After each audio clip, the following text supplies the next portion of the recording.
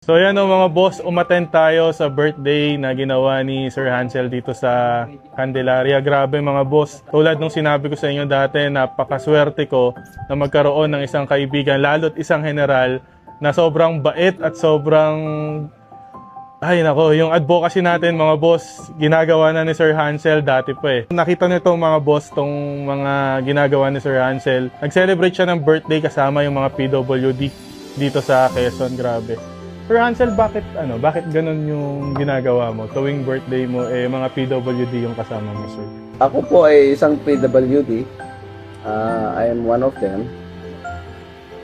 It's an orthopedic disability. Meron akong 52 na metal screw sa katawan. Meron akong 4 na bone plates at meron akong 4 spine operation. So, and ginagawa ko since 2009 nung ako ay assigned pa dito sa Maneuver Company when I was the group director dito sa Quezon.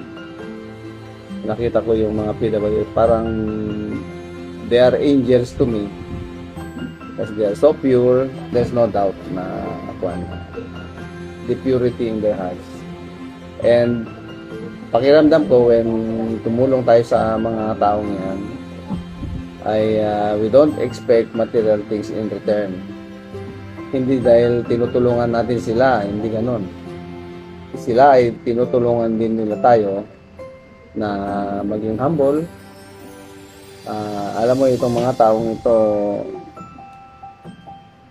blind at that, yung bulag at that, but they can see more, deeper than any normal being like us can see. Mas malayo ang nakikita ng mga yan kahit bulag sila. At malalim ang mga prayers ng mga yan. Pag nagdasal yan, makikinig ka ng Diyos sa kanila. Kasi they are angels. Totoo yun. So, they are special children. Grabe, Sir Hansel, tiyan mo, nag-goosebump ako.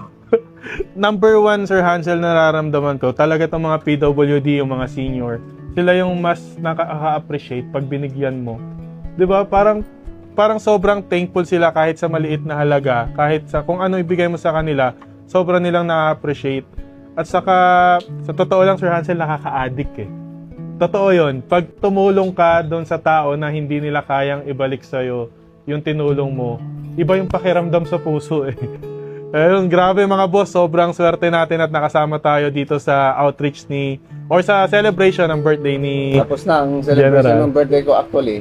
My birthday will be on July 10 but dalawang phase eh.